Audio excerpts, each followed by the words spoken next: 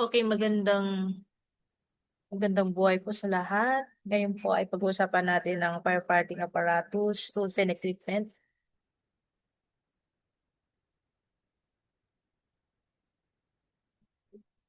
Okay. So sa inyong fire officer, civil service fire officer examination, okay, nandun siya sa may table of specification. So meron siyang 15%. Okay, ito. Kita natin.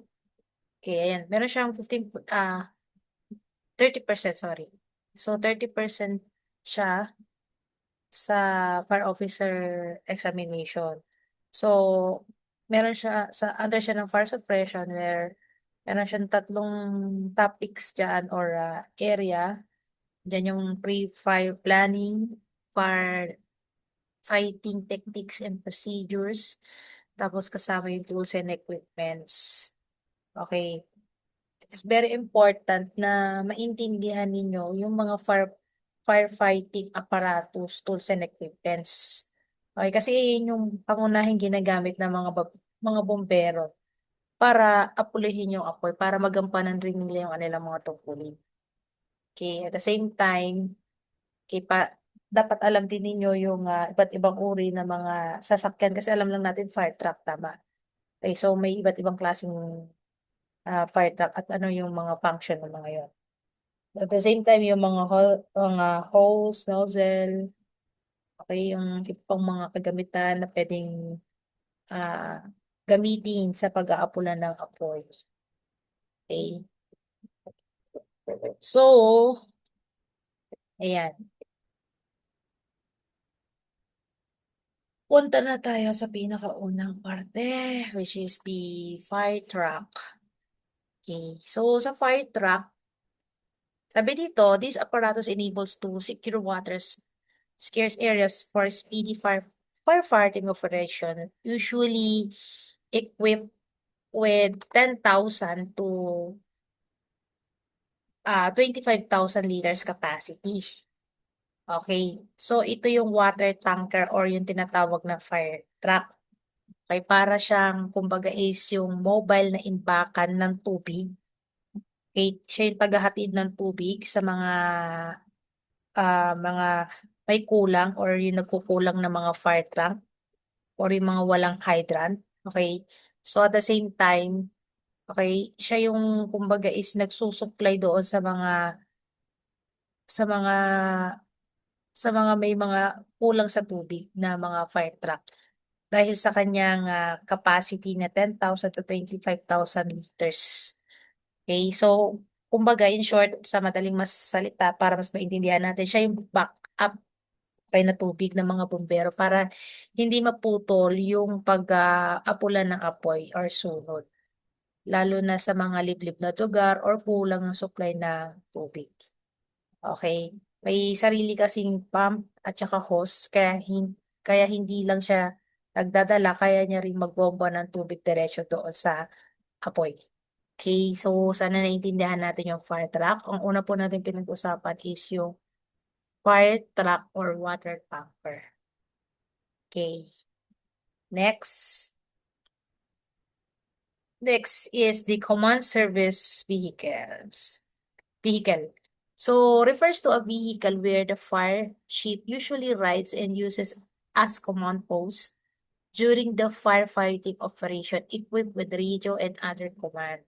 Okay. So para mas maintindihan natin, para i-clear din natin na hindi ito pang-apula ng sunog. Okay. Itong command service vehicle is para siyang utak ng operasyon habang may sunog. Kung mapapansin nyo, kaya nga sabi dyan is command service vehicle. Okay. Ang command service vehicle is para lang po sa fire chief. Okay. Lalo-lalo na sa may mga actual na insidente ng mga sunog. Dahil dito sa command service vehicle, dito nanggagaling yung desisyon kung paano gagalaw yung mga bombero. Okay, titingin pa natin.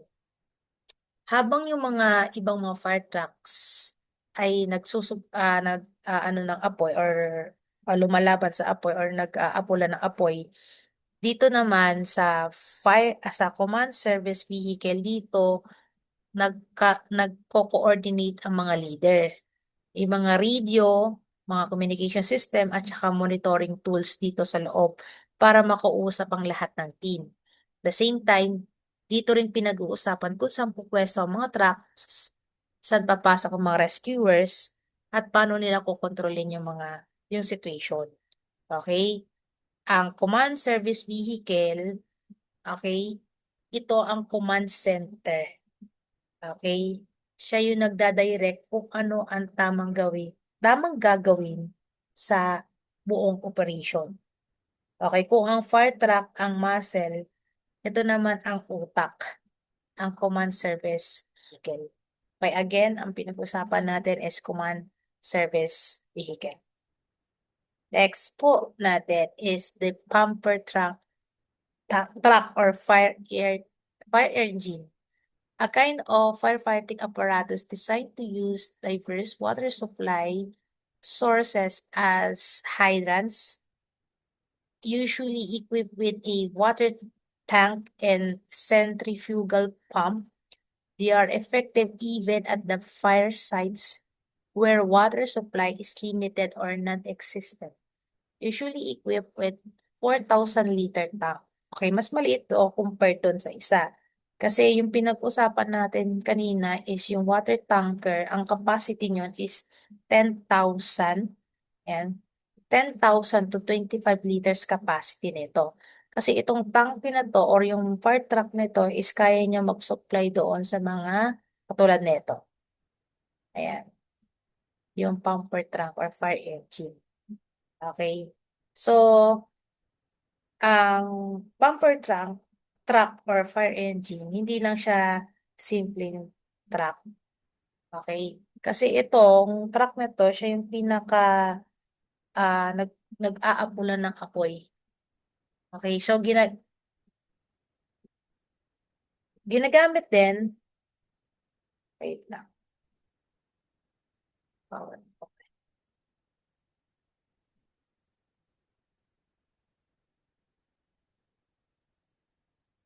Mic check.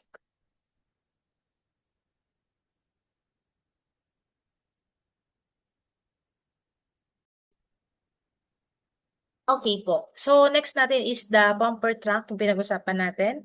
So, ang pumper tank, siya yung pinaka nag-aapulan ng sunog, or yung pinaka main na nag-aapulan ng sunog. So, ito yung ginagamit ng mga bombero para kumuha at saka magbomba ng tubig mula sa iba't ibang source tulad ng hydrant, sa ilog, at the same time, sa sarili niyang tangke. Okay. Ang pumper trunk or fire engine, para siyang machine na humihigop at nagtutulak ng tubig. Hindi lang siya nagbubuga, the same time, humihigop din siya ng tubig. Okay? May malakas na pump ito, kaya-kaya niya maglabas ng tubig sa mas mataas na pressure. Kahit konti lang yung tubig sa area, kaya niya pa rin gamitin ito sa pinaka-max. Okay? So, ang kinaibahan niya sa water tanker, ang water tanker, siya yung tagatala ng maraming tubig. Ang pumper truck is tagagamit at saka tagabomba ng tubig. Okay? Ang pumper truck or fire engine truck, ito yung pinaka-importanting fire truck sa na kung saan siya yung nag-aapulan ng apoy. Okay? So, ayan po yung pinag-usapan natin. So, nakadalawa na tayo. Yung una natin pinag-usapan is yung water tanker or the fire truck. Next natin yan is yung command service vehicle. Hindi siya pang-apulan ng apoy. Tandaan natin dyan. At the same time is yung ah, kaka, kakaano lang natin, kakatapos lang natin pag-usapan, which is yung fire engine or the pumper truck. Next po natin is the chemical truck. Ang chemical truck daw po is capable to discharge foams, which is the most effective means to extinguish not only ordinary Class A, but also Class B fires due to chemicals in inflammable liquids. It is equipped with 2,500 liters water tank and the pump proportioning system. Sabi niya, mga dear learners, okay? So, sabi niya, Ang chemical truck na 'to is mas effective siya sa mga class A, class B. 'Di ba meron tayong, classification of fires na tinatawag, yung class A, class B, class C, class D. So kapagka class A fires, mga dear learners, okay, ito yung mga combustible materials kaya nga A. So lahat ng mga naiisip mo naaabo, okay. Letter B naman is yung mga liquid. Okay, ayun yung mga flammable liquids katulad ng mga gasolina, diesel, and kerosene. Okay, so hindi kasi lahat ay pwedeng gamitin ay tubig. So may mga specific na pamatay dyan na sunog. Okay, next, there is letter C, class C fires. Nandito yung ating electrical fires. Okay, katulad ng mga wiring, appliances, and etc. So, next natin there is yung letter D, which is yung metal. Okay, combustible metal like yung magnesium, aluminum, and etc. Okay, so next there is the class K fires. Okay, kaya nga K is kitchen. Okay, ito yung mga sunog na yung commercial cooking equipment like cooking oils. Okay, so sana naintindihan natin yan. So balik tayo dito. Pinahapyawan lang natin siya. Okay, so ang chemical truck, okay, hindi tubig ang nilalagay dito. Okay, kasi meron siyang special na chemical na nilalagay para pamatay ng sunog. Okay, special din siya para sa sunog ng mga delikado. Okay, ang chemical truck ginagamit kapag ang sunog ay hindi basta-basta siya kayang patayin ng tubig. Okay, katulad ng mga binanggit natin, yung class A, B, C, D. Okay, so instead na tubig, gumagamit tayo ng foam or bula. Okay, kasi ang foam, siya yung tumatakip dun sa apoy at pinuputol niya yung oxygen. Di ba yung, yung ano natin, yung sa fire natin is yung fuel, heat, and oxygen. Pag tinanggal mo yung isa doon, mapapatay na yung apoy. Okay? So, again, ang ano neto is foam. Ang gamit ng foam is tinatakpan niya yung apoy. Tsaka pinuputol niya yung hangin or yung oxygen. So, pag nawala na yung dalawa na yan, mamamatay na yung apoy. Okay, mas safe gamitin ito sa chemical fires dahil ang tubig, minsan, okay, parang nangangagat yan or inaano niya yung, kapag sumaboy ka ng tubig sa isang apoy, parang bumabalik siya or nanunuklaw. Okay, mas lumalala din yung apoy. Okay? So, katulad ng binanggit ko, kapag ka ang sunog, kinamita mo ng maling pampatay ng apoy, okay, lalo na kung tubig ang ginamit mo, mas lalong kakalat yan.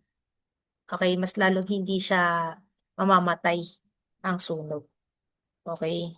So, ayun lang po siya ang chemical trap. Isa siyang specialized fire truck na nag-aapula ng apoy na may chemical na kung saan hindi tubig ang nilalagay kung hindi foam. Okay, ulitin natin. Okay. So, ang chemical truck, ginagamit ito kapag yung sunog ay hindi basta-basta naaapula. Okay. At itong chemical truck na to, hindi tubig ang nilalagay dito. Okay. So, ginagamitan ito ng foam na parang bula. Kasi ang foam, siya yung tumatakip sa apoy at the same time, pinuputol niya yung hangin or oxygen kaya namamatay ang apoy.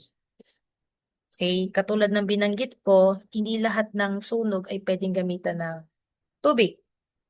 Okay, kapag kasi gumamit tayo ng tubig sa mga sunog ng katulad ng oil or fuel, mas lalong kumakalat yan. Okay? So, ayun yung ano ng truck na ito. Okay, chemical truck. Next.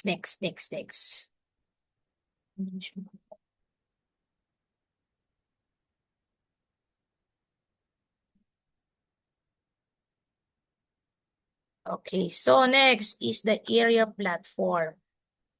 Ano ba ang area platform? Okay. A firefighting apparatus usually used in firefighting operation of high-rise structures used also in rescue operation. It has working height of 27 meters or 90 feet from the ground and 24 meters, 80 feet from the ground. Tubo, 23 meters or 75. Okay, so 25 feet. Okay. So, again, itong fire truck na to, kung mapapansin nyo sa illustration na, hindi siya pangkaraniwang fire truck. Okay? Kasi itong fire truck na to is kaya niyang tumaas or mag-extend or pumunta sa mas mataas na mas mataas na mas mataas na anggulo. Okay? Kaya nga sabi diyan is area platform. Okay? So, ginagamit ito sa sunog at the same time pang rescue siya. Okay? Sa mga high-rise building, apartment, or offices. Okay? So, kung mapapansin nyo, itong nandito sa pinupoint ko na ito, okay, ito naiaangat, okay, na para siyang crane. Okay, tapos doon sa dulo nito may platform siya or may basket siya. Ayun, no, sa dulong yan, basket. Kung saan sumasakay yung mga bombero or kung meron man silang i-rescue, dito nila ipapasakay. Okay, so sabi diyan is kaya niyang umano ng 75 feet from the ground. Okay? So, katulad ng binanggit ko, inaakyat ng mga bombero yung mga matataas na lugar at the same time doon nila inaapula yung mga sunog. Ginagamit din tong area platform nito pang rescue para sa mga natrap sa mga matataas na building. Okay? So, again, ang area platform, ito yung fire trucks na ginagamit sa mga pang-rescue, pang-patay ng sunog, kaya niyang ginagamit siya kapag hindi kayang abutin yung mga normal na mga heights na hindi abot ng hose at the same time or yung tawag dito, yung mga bumbero na nasa baba tapos kailangan nilang mag-elevate or tumaas the same time ah, pang-rescue sa mga na-trap doon sa mga building. Okay, so ulitin natin ang area platform, ginagamit dyan sa sunog or pang-rescue sa mga matataas na lugar, high-rise building, apartments, etc. So, katulad ng in-illustrate ko or pinoint ko kanina, okay, may mahaba at inaangat dyan na parang boom or crane.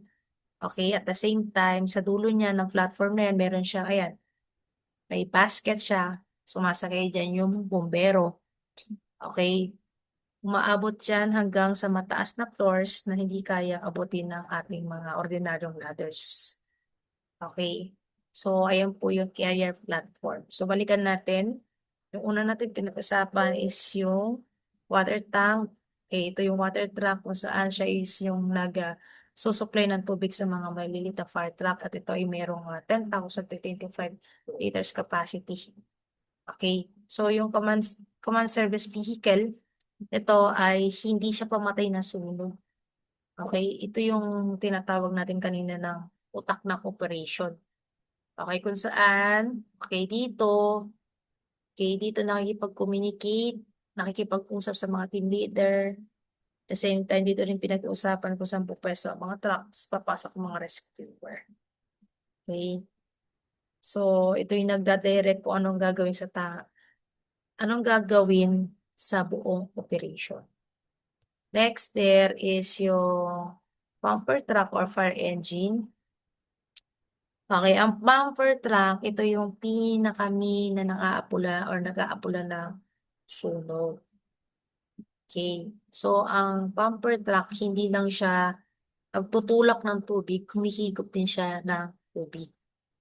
Okay. Next, chemical. Ito, yung pinag-usapan natin kanina. Okay, ang chemical truck, okay, ito yung kumbaga is yung specialized fire truck na nag-a-apply ng sunog. Okay? Kasi hindi lahat tubig ang pwedeng gamitin pang-apulan ng sunog. Okay? Katulad ng binanggit ko, may mga special na pamatay ng sunog yan katulad ng foam or bula. Kasi ang foam or bula, okay, siya yung tumatakip sa apoy at pinuputol niya yung hangin para mamatay ang apoy. Okay, so ginagamit natin to sa mga ah, oil and fuel. Kasi itong mga to, kapag binuhusan mo ng tubig, mas lalo siyang kumakalat. Okay, next, there is the area platform. Ito yung umaangat, tapos may basket. Tapos, pang matay sunog siya. I mean, kaya nyo umangat ng mas mataas. Tapos, bombahin yung mga tubig sa baba. Tapos, ginagamit din ito pang rescue. Next, there is the bird squirt or the water tower. Sabi niya, firefighting apparatus equipped with braking device and monitoring nozzle which can reach a height of 23 meters, provide massive fires, extinguishing capability, especially in close quarters, where extra maneuverability is essential. Okay, so medyo kahawig sila kanina ng area platform, pero tingnan natin. Okay. So, hindi lang siya pang-akyat, pangwasak at pang ano rin to ng pang ano sa mga malalakasang bugso ng tubig. Okay, sabi niya Berg Square or water tower. Okay, same ito ng chemical truck para siyang special truck or special fire truck ito. So, ginagamit ito para basagin yung mga bintana, pader, para makapasok yung tubig. So, siya din yung nagbubuhos ng sobrang lakas ng tubig mula doon sa itaas. Okay. So, kung mapapansin niyo may mahabang ladder din siya at the same time boom na parang area platform. Pero ang pinagkaibahan, mas malakas ang nozzle neto sa dulo na parang may water cannon. Okay, pwede niyang tirahin yung point kahit hindi direktang nakakapasok ang bombero, kaya nga nang bawasak siya. Okay, so ang purpose nito is para sa mga malakas at mahirap abutin yung mga sunog. Katulad ng binanggit ko, sabi niya, kaya niyang tirahin yung apoy kahit hindi direktang pumasok yung mga bombero. Okay, so ginagamit din ito sa mga masisikip na lugar. Okay, kung saan hindi makagalaw na maayos yung mga fire trucks. Okay, so dito, ang sa purpose nito is para mas mabilis mapabaksak yung init at saka apoy gamit ng high pressure water. Okay. Sa madaling masalita, ang fire truck na to is pang heavy duty. Kaya niya magbasag at saka magbuhos ng malakas na tubig galing sa taas. Okay, so ayan yung brick skirt water tower. Ayan yung pinagkaiba niya kay air platform. Okay, ito hindi niya kayang basag ng bintana. Ito kaya niya. Okay. Next, rescue and utility truck. Ang rescue utility truck, hindi siya pang kapula ng apoy. So, ang purpose netong truck na to, pangsalba siya ng buhay. Kaya nga sabi niya, rescue and utility truck. Sabi niya, usually equipped with the winch, loaded with rescue equipment as hydraulic rescue tools and floodlights and power generators. These apparatus can perform rescue operation in case of fire, earthquake, and other disaster. So, ang rescue and utility truck ay para siyang toolbox ng bumbero. Okay, para sa iba't ibang klase ng emergency, hindi lang sa sunog. Okay, so binanggit natin kanina, puno yan ng iba't ibang klase ng equipments, katulad ng pamputol ng bakal, panghatak, ilaw. So, ginagamit din yan pag may natatrap na tao sa loob. Katulad ng may car accident, kailangan buksan yung sasakyan, may gumuhong building, lindol, at iba pang disaster. Ang role neto, hindi siya nagbubuga ng tubig. Okay, siya yung nagbubukas ng daan para makaligtas ang tao. Ayan po yung ano ng rescue and utility truck na yan. So, katulad ng binanggit natin, meron siyang mga, ayan, nakita nyo sa illustration, marami siyang nakalagay na may iba't ibang klase na mga equipments.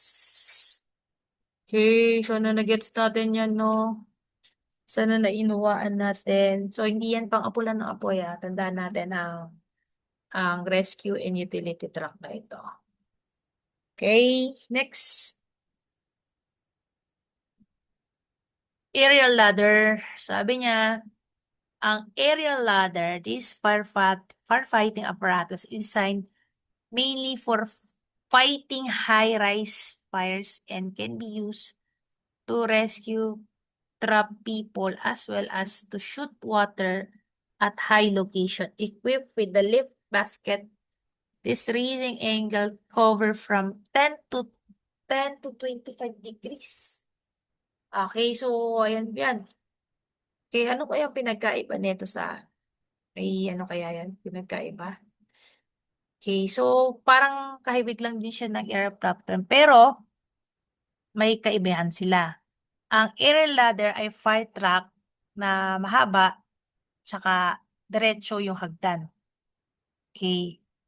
So, ito yung inaakit ng mga bombero natin sa ibabaw. Okay, ayun yung pinagkaiba nila. Okay, kung mapapansin ninyo, balikan natin yung aerial platform.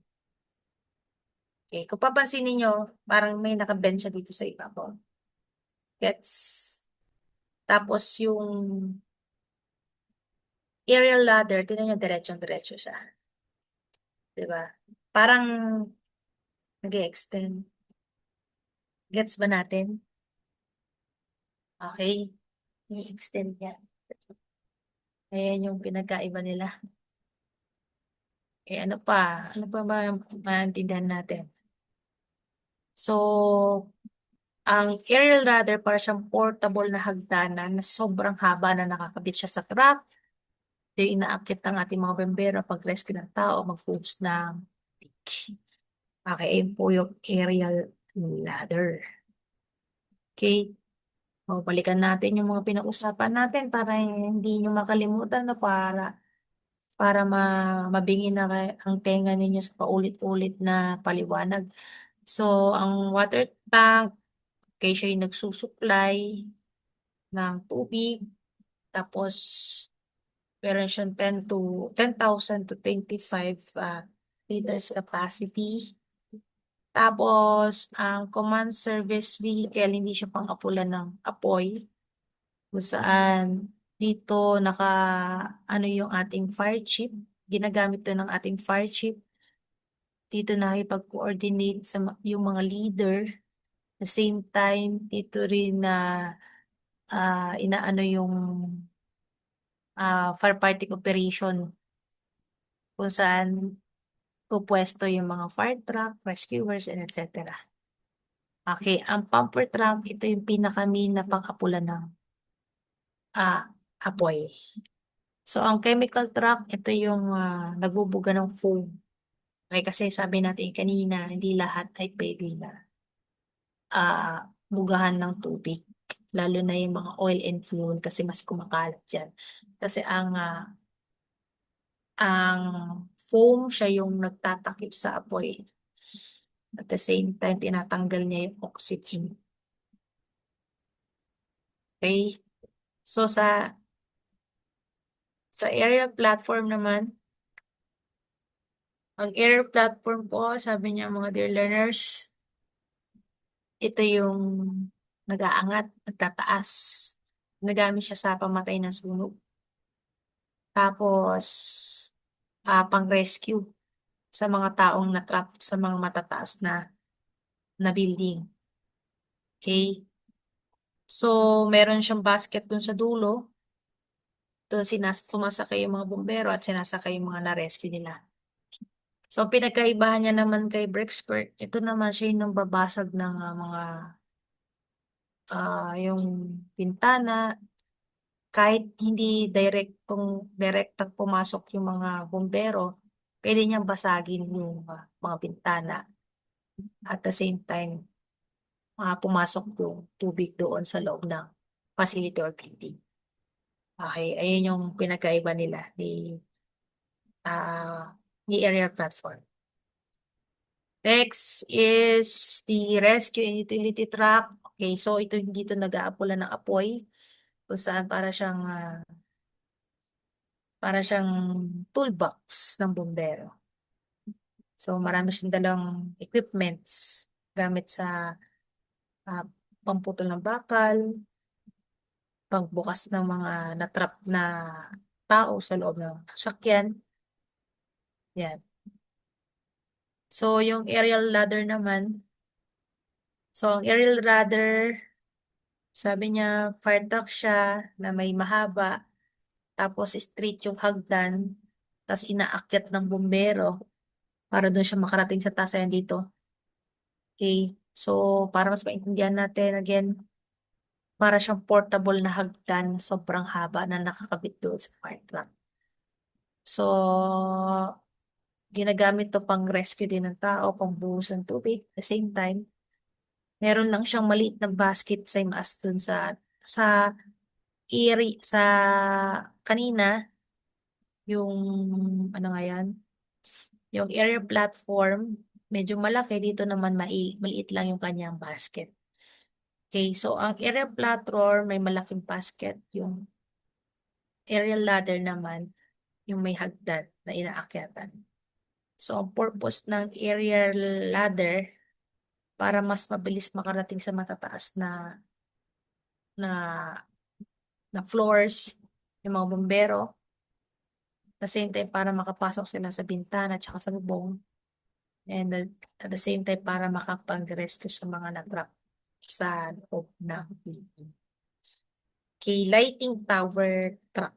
Ano daw yung lighting tower truck? These apparatus are essential to throw light on firefighting and rescue operation. It has a wide lighting range of 220 degrees. It is also a powerful that a newspaper can be read at 100 meters or 32 feet from the light source. Diba ganun siya kalinaw? Okay, so ito, fire truck na ito, or itong truck na ito, hindi siya nag-aapula ng sunog. Pang-ilaw yan. Kailangan yan, lalo na kapag ang nangyaring sunog is sa gabi. Okay, ayan. Kailangan natin ng malakas na ilaw. Lalo na kung tayo ay magre-rescue operation, may mga aksidente, di ba? Sa mga madidilim na lugar, paligid. Okay, kailangan natin ng maliwanag area or maliwanag. Kailangan natin ng liwanag para makita natin yung ginagawa natin. Okay, next. Okay, so ayan lang naman yung ano na yan, yung lighting tower truck na yan. Bibigay liwanag, parang Meralco. Next, ayan. Alam niyo yun sa ano, sa stadium. Parang ganun siya. Kasi may sariling generator kasi yan. Kahit walang kuryente, gumagana. May sariling buhay naman yung aking PowerPoint. Gumagana mag-isa. Okay. Next, street ladder. Non-adjustable in length and consists only one section, sometimes called wall ladder. And is used for quick access to windows and roof of one and two-story buildings. Okay, so una muna, ano natin tong street ladder. So, ang straight ladder, syempre, kaya nga straight diretso. So, isang buong hagdan siya, wala siyang extension. Hindi mo siya mapapahabo or mapapaikli kasi nga straight nga lang siya eh. So, ginagamit lang yan sa mga mabababang lugar like yung 1 to 2 story building. Yung parang ordinaryong hagdan lang siya sa inyong mga bahay para mabilis mong mapuntahan yung mataas na lugar or limitado mong maabot ng iyong mga kamay. So, extension ladder, syempre pag sinabi extension, ini-extend mo, ina-adjust mo yung length. Sabi niya, it consists of two or more sections which travel in guides or brackets to permit neck adjustment. Okay, so kung yung isa kanina, walang extension or hindi mo siya pwedeng pahabain, ito naman is napapahaba. So, meron siyang ah, isa or dalawa at mahigit pang parte. Okay, parang ayan, no, yung ganyan. Di ba, inaangat yan. Ang angas nga yan. Kung kayo ay fire rescue, ayan yung hinihila nila para ma-extend, parang hanggang apat yung kaya niyan. Pwede mo siyang slide para humaba at saka umikli. So, yan, adjustable yan. Okay, so ang fix or straight ladder fix yan. Pang mabababa na lugar lang. Pag extension naman, syempre adjustable para sa mga matataas. Okay, so sana naintindihan natin. Next natin. Fog gun used to fight fire inside a building or underground by straight spot water application or fine fog application. Okay. Para lang linawin natin, hindi yan baril. Okay, yung mga yan. Nozzle yan. Yung nozzle na yan, siya yung nagkocontrol ng buga ng tubig or paglabas ng tubig. Okay, ang fog gun, nakakabit yan dun sa hose. So, ayun yung ginagamit ng mga bombero para i-adjust, i-control yung paglabas ng tubig. Depende sa pangangailangan ng sunog. Kasi hindi naman basta-basta gumagamit tayo ng tubig, tapos depende lang doon sa pressure natin at saka depende doon sa buga ng ah, sa gusto mong buga ng tubig. Di ba kung mapapansin nyo, para meron lang shower na buga ng tubig, tapos meron naman yung straight lang yung parang solid yung buga, yung masakit na ano ng labas ng tubig. Okay, mamaya, madaanan naman natin siguro yan. Okay. So, ayan. Dito kasi, yan, sa fog gun, may mga option yan. Merong straight or stream. Ang katulad ng binabanggit ko, yung sinasabi kong diretso, tapos malakas yung buga. Okay, ito ang ano neto, itong state stream na to para sa mga malalayong apoy. So, kung kayo ay inuutusan ng mga magulang nyo, kung kayo ay bata pa na magdilig ng halaman nila, tapos hindi nyo abot yung nasa kabilang parte, gagamit kayo ng yung solid na ano ng tubig, yung sa hose. Diba? Kasi naalala ko nung bata ako, nagpusa ko lagi ng nanay ko magdilig. Tapos hindi ko maabot yung kabila, ginagamit ko yung parang solid na buga ng tubig. Okay, kapag ka naman kasi yung fog mist, parang ambon, yun, gano'n, yung spread yung ano ng tubig. Alam nyo yun doon sa mga, yun yung pag lumalabas sa UAE kasi, I think dito, meron dito yung, ah, inaano yung Bermuda grass, tapos may lumalabas na parang hose. Tapos, para siyang pinapaulanan niya yung mga damo. Ayun. So, ang fog, mist, okay, so siya yung nagko-control ng init at saka usok. Ayun yung ano niya. Ayun yung purpose nung ganung buga ng tubig. Yan. So, bakit importante? Ang foul mode, katulad ng binanggit ko, nakakatulong yan para mas pababain yung temperature ng init. Tsaka mas bawasan yung usok. Okay, mas safe gamitin sa loob ng building dahil hindi masyadong malakas yung impact ng tubig. Okay, nakakatulong din yan para maiwasan pagkalat ng apoy. Okay, kung mapapansin niyo kung nanonood kayo sa mga balita or nanonood kayo sa mga nag-aapulan ng sunog, ang ginagawa ng bumbero, pagka masyado makalat ng apoy, kaya gagamit sila nung parang ulan or yung pang-ambon na tubig. Tapos binabasa nila yung katabing sa tabing establishment or bahay. Kunwari, ang nasusunog si A, tapos hindi nasusunog si B. Gagawin nila, babasain na nila si A, si B, para hindi na siya dampian ng apoy. Ganun siya. Gets ba? Ay, wala pala. Okay. So, ganun siya. Para hindi na pumunta doon sa bahay ni B. Okay, ayun yung purpose nung ano na yun. Yung, ah, yung ano na yan, yung lugar ng tubig na yan. Okay, next.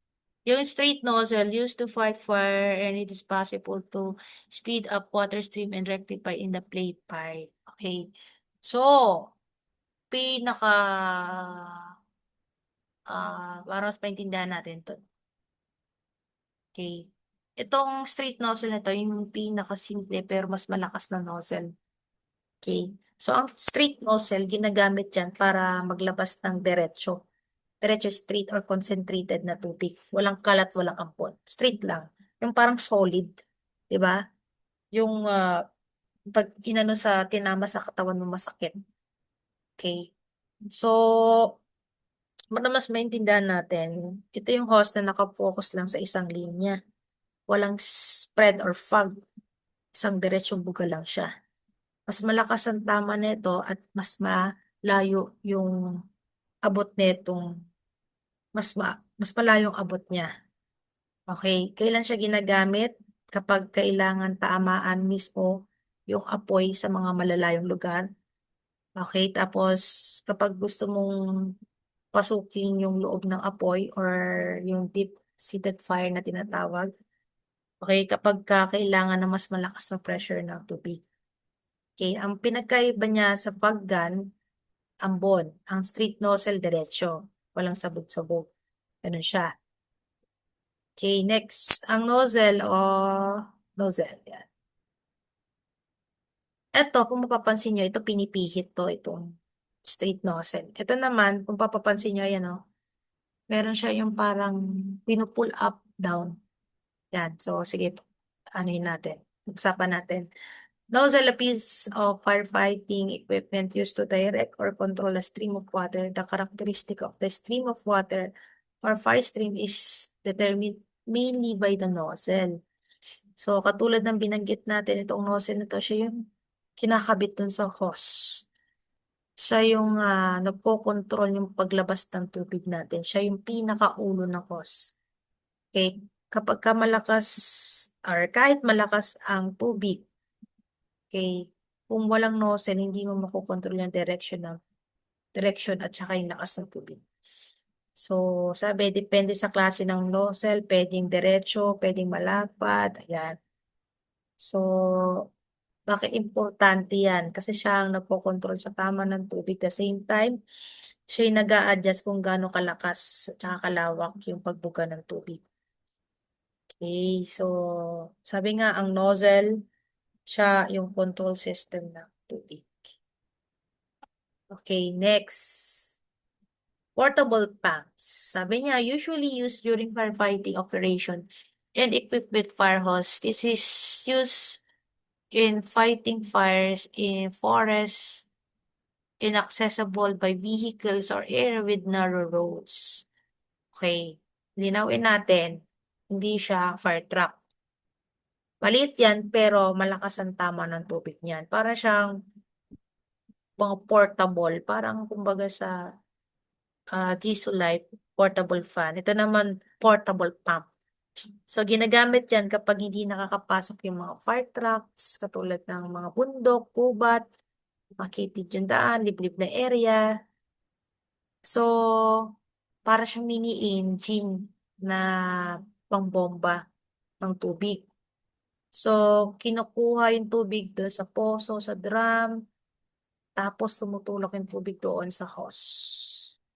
Okay, so bakit ito importante? Lalo na pag doon sa pupuntahan nyo is walang access ang fire truck. Ayan. Tapos, ito, maganda rin na merong ganito is dahil sabi nga portable, mas ano siyang buhatin. Okay? Sa mga area na hindi kayang pasukin ng mga fire truck. Siyempre, ang fire truck malalaki yan. Okay.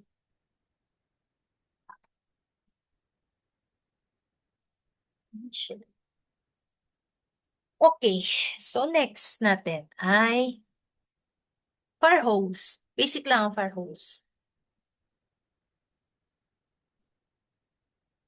A type of flexible tube by firefighters to carry water under pressure from the source of supply to point where it is discharged to extinguish fires. So, dito, mga dear learners, ang fire hose, basic lang yan, hose. Hose, yun na. Pinaka yan. Yan ang pinaka-explanation niyan. Fire hose. Okay. So, fire hose, daanan ng tubig. Dito dumadaan ng tubig. Okay, siya yung parang pinaka-flexible na ano ng tubo. Kaya niyang magdala ng tubig sa mas mataas na pressure. Okay, so ang fire hose siya yung nagkakabit sa fire truck or sa pump, tapos sa dulo niyan is may nozzle. So dalawa yan, yung tinatawag nilang babae tsaka lalaki na dulo. Okay, syempre, ilalak mo yan, anong tawag doon? Indiroscas tawag na. Okay, ayun, ganun lang naman siya.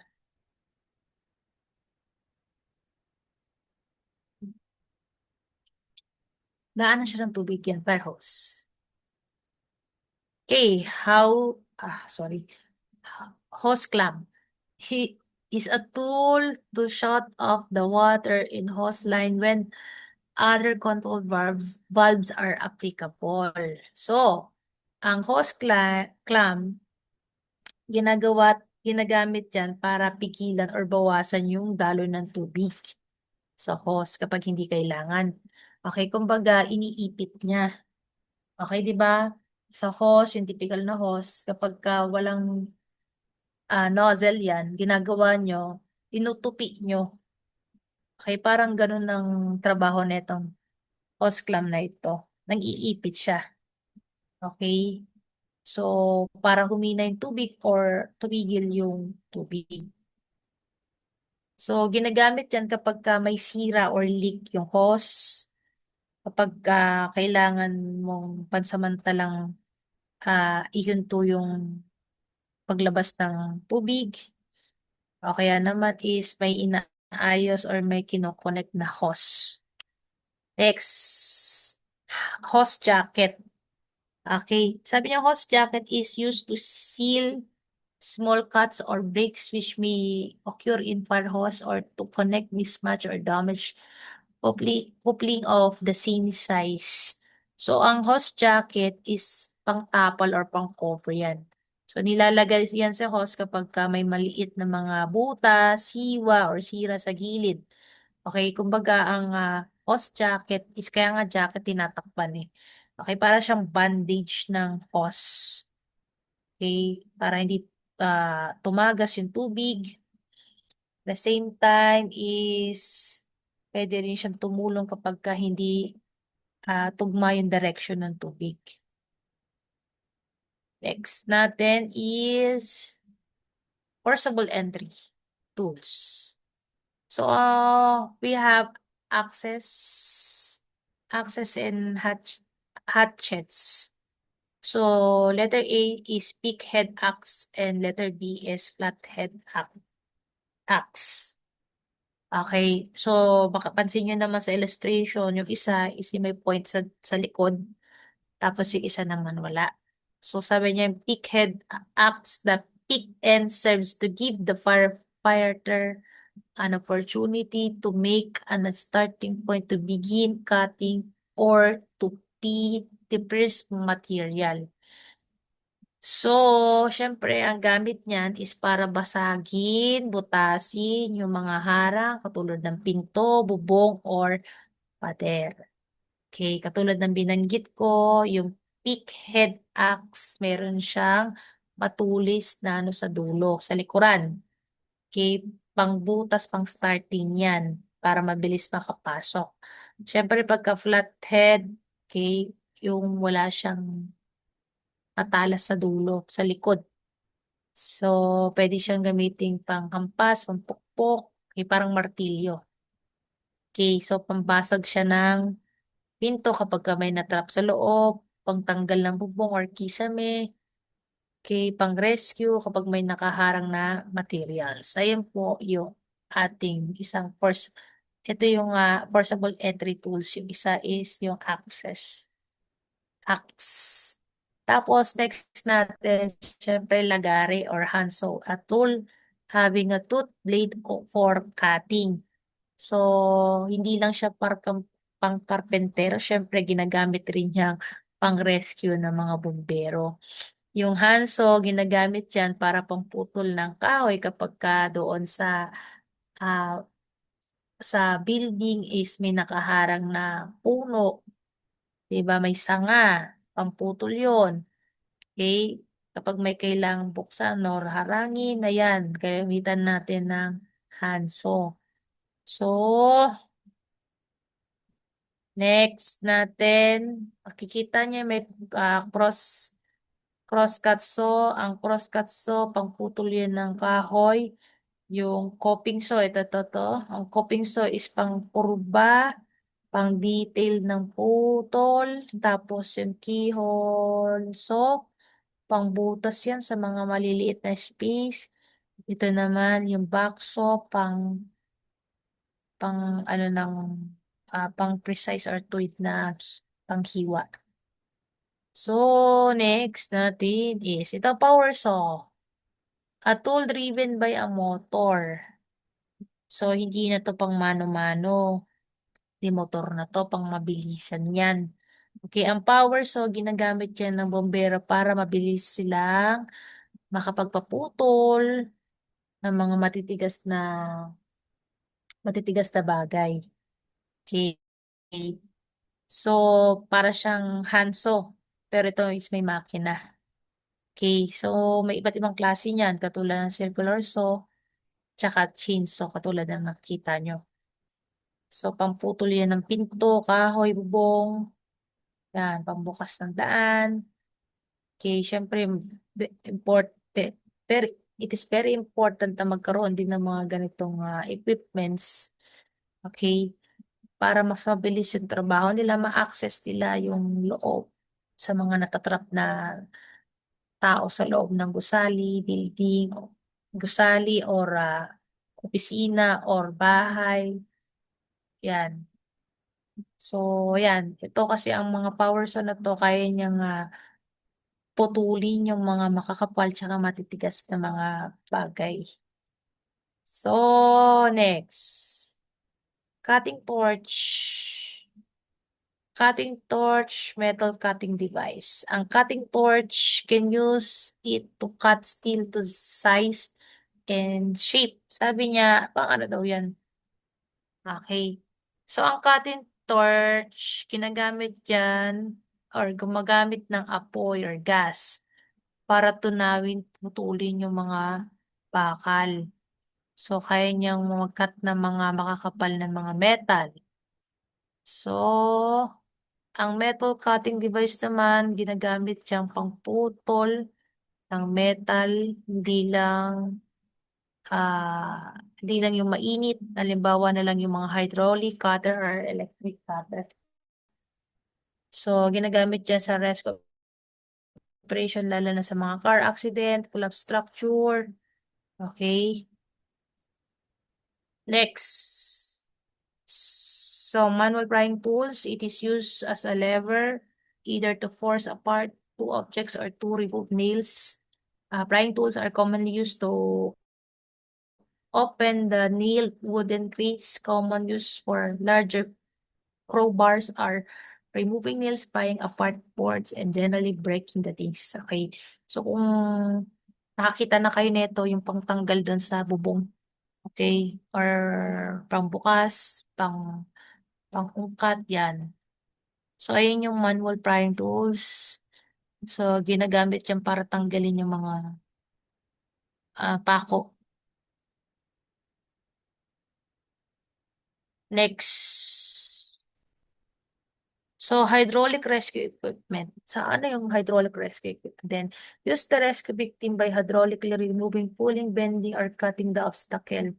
So, ito yung hindi ito pangkaraniwang tools. So, Sobrang lakas nito kasi nga may para siyang ah, may power na makina na kamay. So, ang hydraulic rescue equipment, ginagamit yan para pilitin buksan, putulin, or baluktutin yung mga matitigas na bagay, lalo na sa pang-rescue.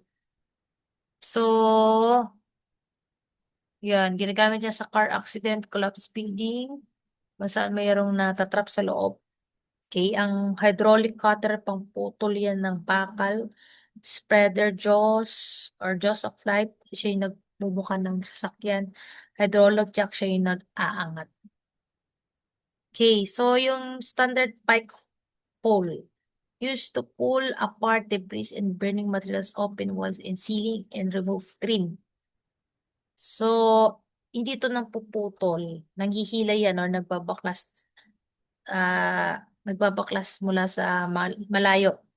Sabi niya, standard pike pole, isa siyang mahabang tool na may hook or kalawit sa dulo. Nagamit yan ng bombero para hilahin or tanggalin yung mga bagay sa mga mahabang or yung malayong distance. Okay, or habang nakadistance. So, ang ginagawa niyan is panghatak ng nasusunog na mga materials, pambukas ng pader or kisame, pag-alis ng bubong or debris. Yan. Next, there is the helmets and protective hoods. Ano daw yan? Was designed to help shed waters and to prevent hot embers from falling down of the firefighters' face, ears, and hairs and necks. Okay, so hindi lang siya basta helmet, meron siyang protective or protection sa likod ng bumbero. Okay, syempre hindi lang naman sa harap pumupunta yung mga falling debris, syempre pati sa likod. So, ang helmet, okay, yung nandyan nasa ulo, yung matigas na bagay na pinoprotekta sa ating ulo, tapos yung hood, para siyang balaklava, yung tumatakip sa tenga, sa leeg, okay, at the same time yung visor or shield, para matakpan yung ating mata or mukha. Okay, so para protektahan tayo sa mga malalakas na buga ng apoy, para hindi masunog yung mukha natin agad.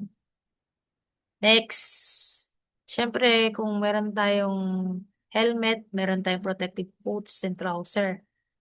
Okay, so syempre protection yan sa matinding init. Tapos, para maprotektan yung buong katawan natin, kailangan na heat resistant yung materials na yan. Tapos may layers na nakakapag-block ng init. Kailangan din reflective. Siyempre, ang far scene, hindi naman yan maliwanag. Diba? Ano yan, madilim. Kailangan visible ka. Okay. Next, okay, safety shoes and rubber boots, easy to don, excellent water repellency, easy decontamination. Gloves, it provides thermal protection as well as from cuts, punctures, and scraps. So, yan. Okay, para hindi pinapasukan ng tubig. Actually, naka-insert yan sa loob. Yung boots na yan. Tapos, syempre, kailangan ng makapal na gloves. Kasi, iinit na surface yung hawakan natin. Okay, ayun. Ayan yung ating, firefighting apparatus, tools, and equipment. So, pinag-usapan natin yung mga iba't ibang klaseng fire trucks. Tapos, pinag-usapan din natin yung mga forcible entry equipments. Tapos, yung mga protective gears. Okay, doon lang siya umiikot. So, maging familiar lang kayo doon. So, basic lang naman yun. Syempre, kapag PPE, kailangan mo ng gloves. Tapos, trousers. Tapos, jacket, boots, gloves, etc. So, sa forcible equipment, syempre, kailangan mo ng mga bagay na pwedeng pangwasak doon sa pagpasok sa mga gusali, etc. Tapos, syempre, yung hose, nozzle, tapos fire trucks, may iba't ibang klase fire trucks. Okay? So with that, okay, sana may nalaman kayo, may naintindihan kayo. Kung wala po kayo naintindihan, pili po kayo ng brain cell sa palengke. De joke lang. Okay, so kung may katanungan kayo, pwede po kayo mag-message kay Sir Brian or ah, i-comment nyo lang doon sa video na ikanyang ipopost kung saan platform niya man ito ipopost. Okay? And at the same time, galingan po natin. Consistency is the key. Magbasa lang ng paulit-ulit. Okay? Para matandaan lahat ng mga bagay na dapat ninyong pag-aralan or dapat ninyong malaman or dapat ninyong isaksak or dapat ninyong ah, dapat ninyong anuhin sa inyong pagre-review. Yan. So, kapag ka hindi nyo na kaya mag-review, pagpahinga lang ng konti, tapos review ulit. Okay, have a great day po, and we will see again sa mga next topic lecture.